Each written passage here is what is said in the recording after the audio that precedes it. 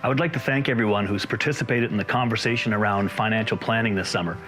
Your thoughts and your opinions were very important in the development of the draft financial options by Yukon's Financial Advisory Panel. Your participation is vital in the conversation about our future and what we can strive for and achieve in the next 5 years and beyond. Premier Siller tasked the panel to develop options for returning the Yukon's government finances to a healthy position. Having a conversation with Yukoners about their interests and concerns is a key part of the panel's work. I believe this is a conversation about choices. What does the Yukon's future look like? How can the Yukon help to bring about this future? And if trade-offs are needed, where should the government put its limited resources?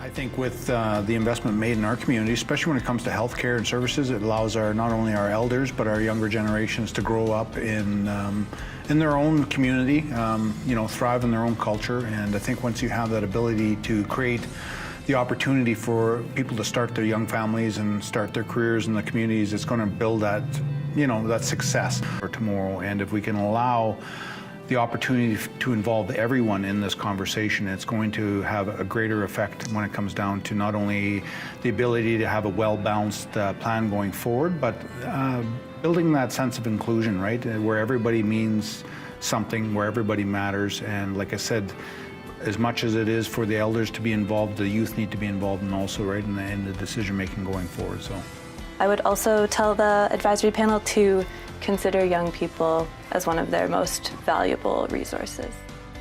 Particularly for youth, I think this conversation matters because they have the biggest stake in our future here in the territory, and they also don't always get to vote. So if you're too young to vote, this is a really good way to have your say in the future of the Yukon.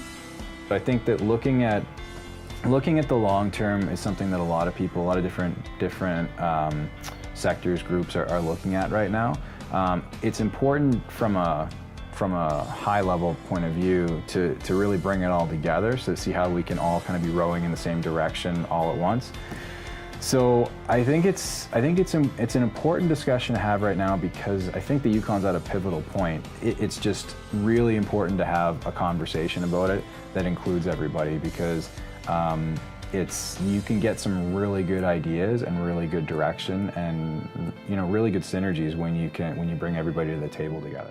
It's a cliche to say that the youth are our future, but it's true. And we have, again, so many challenges with the youth of today. Challenges of homelessness and addictions and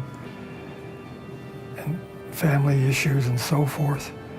And it's absolutely necessary for us to concentrate extra hard on issues around youth. And I think that we really have to do things like more education and training. They have a big challenge ahead of them, the youth. When you look at how Yukon is growing and how more people are moving here and how new residential subdivisions are being built and how those people are employed or looking to be employed, not just by government, but you want to have a strengthened and diversified private sector contributing towards Yukon's gross domestic product. Impacts the ability to be able to pave your street next year. Financial planning impacts the ability to be able to support this particular private sector this year, that creates jobs for your kids, or the ability to be able to be employed and live here and stay here and raise future generations here. I think industry is very supportive of a conversation type approach to this this vision that the territorial government has, and we're pleased to be a part of it and would encourage all to participate. So thank you for the opportunity.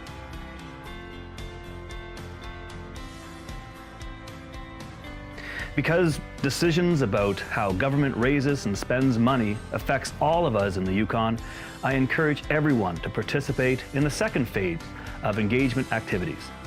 We know that everyone's schedule is different, which is why we're working with the panel to make it easier for all Yukoners, governments, businesses, and organizations to participate in a manner that best fits your needs and your schedule. By visiting www.yukonplans.ca, you can choose the method that best works for you so that your views are heard by the panel.